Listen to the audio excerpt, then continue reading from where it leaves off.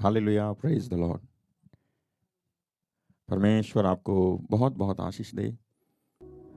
आज का विषय है, कहीं आपने तो श्रापों के लिए रास्ते नहीं खोल रखे हैं। हालेलुया। परमेश्वर का आशीर्वाद आपको जब मिलता है तो आशीर्वाद मिलने से पहले परमेश्वर आपके साथ एक वाचा बांधता है। वो वाचा अपरिवर्तनीय होती है। परमेश्वर द्वारा एक करार, एक समझौता आपके साथ में किया जाता है।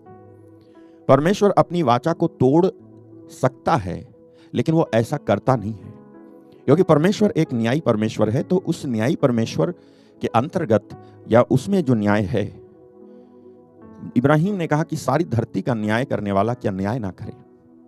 तो वो न्यायाधीश है, इसलिए जब वो आपसे कुछ कह देता है तो उसको पूरा करने की वो जिम्मेदारी उस स्थिति में भी लेता है जिस स्थिति में मनुष्य की विश्वास योग्यता फेल हो जाती है और असफल हो जाती है। जब मनुष्य विश्वास करने में चूकता है तो भी परमेश्वर विश्वास योग्य बना रहना चाहता है और उसे बने रहना पड़ता है। एक व्यक्ति की वजह से, एक व्यक्ति के निकम्मे हो जाने की वजह से, या एक व्यक्ति के चूक जाने की वजह से, या आप ही की गलती की वजह से वो आशीषों को देना रोक नहीं सकता है। इसका मतलब ये नहीं परमेश्वर आपको गुनाह करने की या गलतियां करने की छूट दे रहा है। छूट तो वो तब दे रहा होगा जब उसने अपने वचन में आपसे गुनाह करने वाली बात पर मना ना किया हो, लेकिन उसने तो मना किया है। उसने आपके सामने जीवन और मृत्यु दोनों दशाओं को रख दिया है। अब आप उसमें से क्या चुनते हो, क्या नहीं चुनते हो, ये आपकी इच्छा पर निर्भर है। मनुष्य एक स्वतंत्र इच्छाधारी प्राणी है, किसी का बंधुआ नहीं है। स्वयं परमेश्वर भी किसी को गुलाम नहीं बनाता है। अगर आपको उद्धार चाहिए तो ठीक है, नहीं चाहिए तो आपकी मर्जी। अगर आपको बचना है तो आओ, नहीं बचना है तो आपकी मर्जी। अगर आपको परमेश्वर की राहों से सरोकार है, मोहब्बत है, आपकी मर्जी। नहीं है, आपकी मर्जी। लेकिन बाइबल इसके बारे में स्पष्ट है, आपकी स्वतंत्र इच्छा के अंतर्गत किया गया गलत चुनाव, इसका नतीजा आपको भुगतना पड़ेगा उस दिन जिस दिन परमेश्वर हमारा लेखा लेगा, जिस दिन को हम न्याय का दिन कहते हैं। और हम विश्वासी लोग, आप विश्वासी लोग हैं, आप मानते हो। इसलिए सारी बातें कहना उनके लिए नहीं जो विश्वास नहीं करते, लेकिन उनके लिए जो विश्वास करते हैं बहुत महत्व रखती हैं। इसलिए पवित्रता से जीना एक विश्वासी के लिए बहुत महत्वपूर्ण बात है। इसलिए आज्ञाकारिता के साथ जीना एक विश्वासी के लिए बहुत महत्वपूर्ण बात है। इसलिए परमेश्वर के वचन के अनुसार जीना एक विश्वासी के लिए बहुत महत्वपूर्ण बात है। फिर मुझे इस बात से मतलब नहीं दूसरा क्या कर रहा है, मुझे इस बात से मतलब हो जाता है कि मैं क्या कर रहा हूं। हालेलुया। देखिए, मुख्य कारण जिसकी वजह से विश्वासी अभी भी जादू टोना और श्रापों से डरते हैं, उसका मुख्य कारण क्या है? वेरी इंपॉर्टेंट मुख्य कारण वो ये है, लोग कानूनी अधिकार से ज्यादा शक्ति के टकराव में विश्वास करते हैं। समझाता हूं। लोग यानी विश्वासी लोग भी जादू टोने वाली बात और श्रापों वाली बातों से अगर आज भी डरते हैं और ऐसा कहते हैं कि उसने करा दिया, इसने करा दिया, उसकी वजह से हुआ मेरे ऊपर ऐसा कुछ, तो वो क्या है कि लोग कानूनी अधिकार से ज्यादा शक्ति के टकराव में विश्वास करते हैं। वो कानूनी अधिकार में विश्वास करने से ज्यादा शक्ति के, दो शक्तियों के टकराव पे ज्यादा विश्वास करते हैं। वो सोचते हैं कि अगर कोई काफी शक्तिशाली है तो वो मुझे नुकसान पहुंचा सकता है। हालेलुया। वो अधिकार, कानूनी अधिकार के बारे में नहीं सोचते हैं, वो सोचते हैं शक्ति के टकराव के बारे में कि अगर मेरे से ज्यादा कोई शक्तिशाली है तो वो मुझे नुकसान पहुंचा सकता है। वो ऐसा भी सोचते हैं कि मेरे खिलाफ बोले गए शब्द कुछ मायने रख सकते हैं, या जो है जो मेरे खिलाफ में शब्द बोले गए हैं उनमें अधिकार हो सकता है, वो मेरे लिए काम कर सकते हैं। हालेलुया। लेकिन परमेश्वर का वचन, पवित्र शास्त्र इसके बिल्कुल विपरीत सिखाता है। हालेलुया। परमेश्वर के वचन में आपसे अधिक शक्तिशाली व्यक्ति की शक्ति का असर आपके ऊपर होने वाली बात से ज्यादा परमेश्वर का वचन कानूनी अधिकार को महत्व देता है। समझिएगा, अगर आप जाएंगे नीति वचन 26:2, तो वचन सिखाता है कानूनी वैधता यानी अधिकार, ना कि कच्ची शक्ति। देखो, जैसे गौरैया घूमते घूमते और सुपरबेनी उड़ते उड़ते नहीं बैठती, वैसे ही व्यर्थ शाप नहीं पड़ता है। Hallelujah. If there is no legal ground for you to be cursed, it won't affect you. यदि कोई ऐसा आधिकारिक चीज नहीं मिलती है तो किसी के तुम्हारे खिलाफ में बोले गए शब्द भी काम नहीं करेंगे। हालेलुया। आप ऐसे अगर हो जो यीशु मसीह पर विश्वास नहीं करता है, तो वचन आपको इसकी गारंटी नहीं देता है कि आपको किसी के द्वारा किया गया कुछ लगेगा नहीं। यह विश्वासियों का भाग है। हालेलुया। यह विश्वासियों की विरासत है।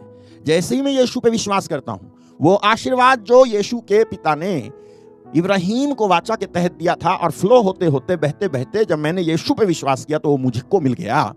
उस आशीर्वाद की वजह से मेरे ऊपर कोई कितना ही जादू टोना टोटका जो है उछल कूद करके कुछ भी करेगा तो भी जो है मेरे खिलाफ में नहीं चलेगा। क्यों?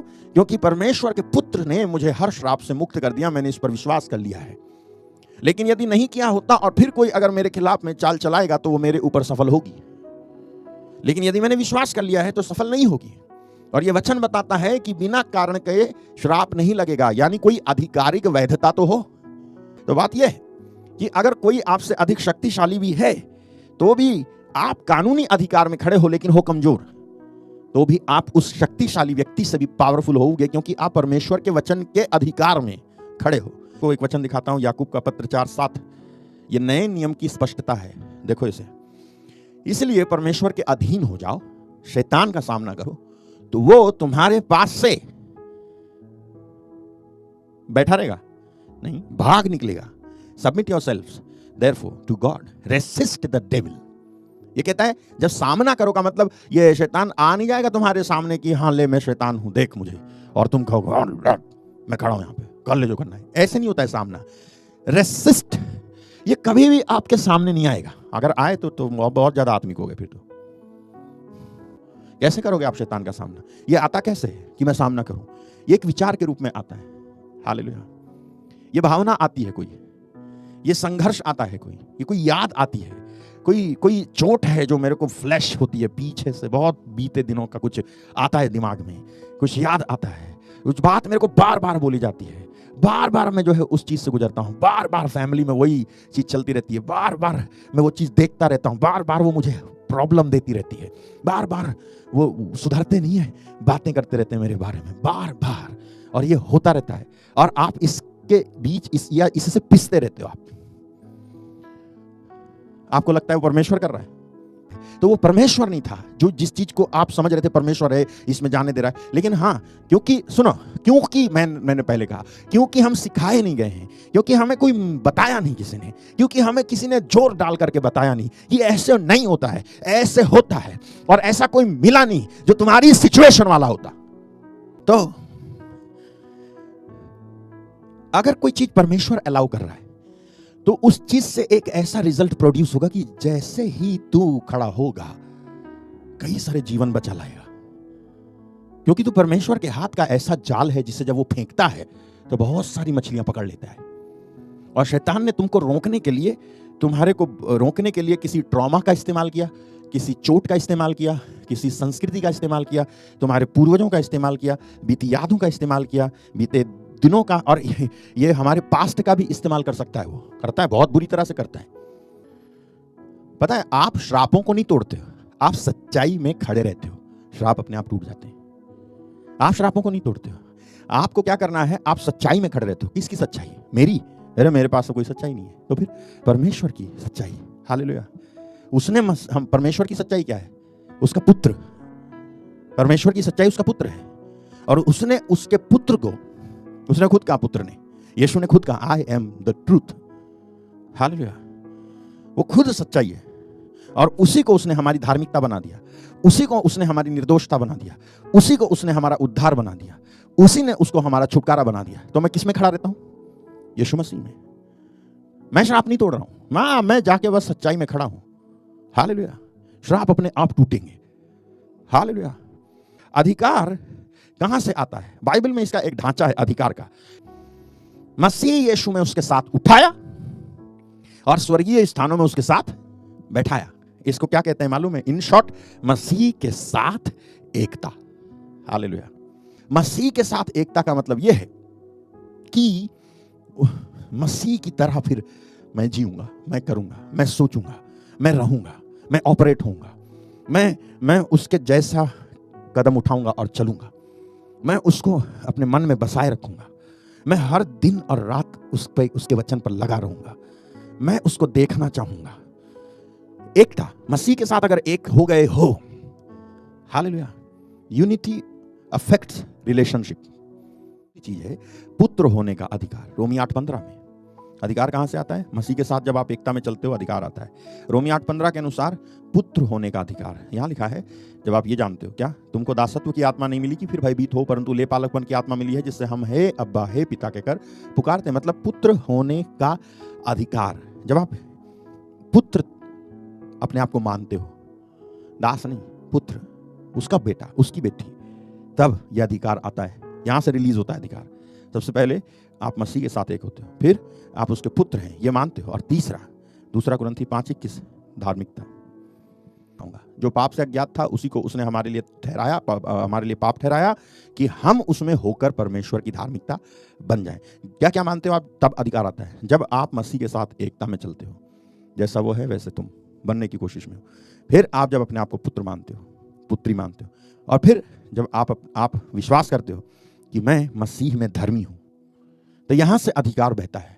हालेलुया।